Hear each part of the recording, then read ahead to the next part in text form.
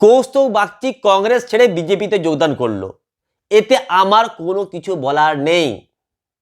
কারণ নেতারা ধান্দাবাজ হয়, নেতারা স্বার্থপর হয়, নেতাদের আদর্শ নীতি বলে কোনো কিছু থাকে না, নেতাদের জাত বলে কিছু থাকে না, নেতাদের ধর্ম বলে কিছু থাকে না। নেতারা যেখানে গেলে তাদের স্বার্থ সিদ্ধি হবে সেই দলে তারা যায়, যেখানে গেলে তার কেরিয়ার গড়বে সেখানে সে যাবে, নেতাদের যেখানে লাভ সেখানে তারা যাবে। আমি গ্রামের ছেলে, গ্রামের রাজনীতি আমি দেখেছি। গ্রামের সহজ সরল সাধারণ মানুষ এবং পার্টি কর্মীরা সব থেকে বেশি রাজনীতির শিকার হয়, এবং যেহেতু তারা সহজ সরল সেহেতু তারা যে রাজনৈতিক দল করে সেই রাজনৈতিক দলকে বুকে আগলে রাখে, এবং সেই নির্দিষ্ট রাজনৈতিক দলের জন্য তারা নিজেদের জীবন দিতেও প্রস্তুত, নিজেদের বাড়ি ঘর ছাড়তেও প্রস্তুত, নিজেদের পরিবার পরিজনকে ছাড়তেও প্রস্তুত। যদি নেতারা তাদেরকে ডাক দেয়, সঙ্গে সঙ্গে সেটা দিন হোক বা রাত হোক ছুটে চলে যায়, ঝান্ডা হাতে নিয়ে ছুটে চলে যায় মাঠ ভরাতে, সভা ভরাতে, ছুটে চলে যায় এই সমস্ত নেতাদের একটা ডাকে। তারা পরোয়া করে না নিজেদের জীবনের, পরোয়া করে না নিজেদের পরিবারের, পরোয়া করে না নিজেদের ঘর বাড়ির, পরোয়া করে না তাদের সঙ্গে কি ঘটতে পারে, কিছুতেই পরোয়া করে না এরা।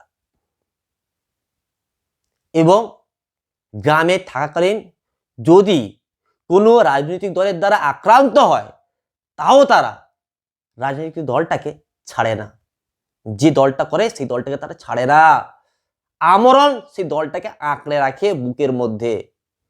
তারা কিন্তু এই ধান্দাবাজ নেতাদের মতো পাল্টি মারে না, কারণ তারা তো সহজ সরল, তাদের মনে তো কূটনীতি নেই, তাদের মনে তো জটিলতা নেই। তারা একটা দলই করে এবং একটা দলের জন্য শেষ পর্যন্ত প্রাণটাও দিয়ে দেয়। তো আমার প্রশ্ন এই সহজ সরল গ্রামবাসী এবং পার্টি কর্মীদের কাছে, আপনারা দেখুন, আপনারা চোখ খুলে দেখুন কিভাবে রাজনৈতিক দলের নেতারা নিজেদের স্বার্থের জন্য, নিজেদের ধান্দার জন্য, নিজেদের ফায়দার জন্য, নিজেদের কেরিয়ারের জন্য দল পাল্টাচ্ছে।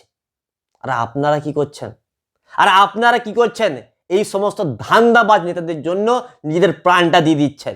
এই সমস্ত ধান্দাবাজ নেতাদের জন্য আপনি আপনার বাড়ি ঘর ছেড়ে চলে যাচ্ছেন। এই সমস্ত ধান্দাবাজ নেতাদের জন্য আপনি আপনার পরিবারকেও ছাড়তে বাধ্য হচ্ছেন। কেন করবেন? আপনারাও সজাগ হন, আপনারাও নিজেদের স্বার্থের কথা ভাবুন, আপনারাও নিজেদের পরিবারের কথা ভাবুন, আপনারাও নিজেদের সন্তানদের কথা ভাবুন। কি হবে এই ধান্দাবাজ নেতাদের পিছনে দৌড়ে?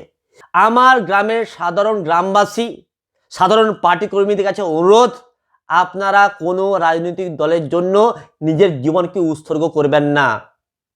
কি হবে এই নেতাদের পিছনে ছুটলে? কোনো লাভ নেই। আপনি আপনার পরিবারের কথা ভাবুন, নিজের স্বার্থের কথা ভাবুন। যেখানে আপনার স্বার্থ সিদ্ধি হবে আপনিও পাল্টে যান, আপনিও পাল্টি মারুন।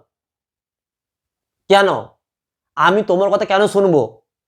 তুমি তোমার স্বার্থের জন্য, তোমার কেরিয়ার জন্য, তোমার পরিবারের জন্য নিজেরা ফায়দা লুটতে দল পাল্টাবে, আর আমি দল করে নিজের প্রাণটা দিব, আমি দল করে নিজের পরিবারটাকে বিসর্জন দিয়ে দিব, আমি দল করে ঘর ছাড়া হয়ে যাব, আমি দল করে প্রাণটা দিয়ে দিব।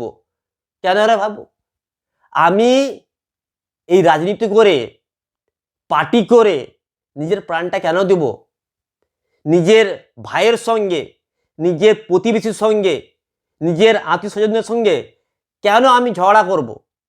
কেন আমি মারামারি করব? কেন আমি মন কষাকষি করব? কেন করব? বন্ধুরা, আপনারা জানলে অবাক হবেন, গ্রামের রাজনীতি ভয়ঙ্কর। গ্রামের রাজনীতির জন্য দু ভাইয়ের মধ্যে কথা বলেন না, রাজনীতির জন্য আত্মীয় স্বজনের সঙ্গেও কথা বলেন না, সম্পর্ক রাখেন, এমনও লোক আছে, এমনও লোক পাবেন আপনি। তো আমি একটাই অনুরোধ করব সাধারণ মানুষদের কাছে, দেখুন আপনারা যাকে পছন্দ করেন তাকে ভোটটা খালি দিন। এই সমস্ত ধান্দাবাজ নেতাদের পিছনে ছুটে কোনো লাভ নাই, কোনো লাভ নেই। আপনি ভোটের সময় মানুষকে বাড়ি বাড়ি থেকে নিয়ে গিয়ে ভোট কেন্দ্রে পৌঁছাবেন, তাদেরকে ভোট দেওয়া করাবেন, তারপর আপনার ভোট পেয়ে নেতারা জিতে যাবে।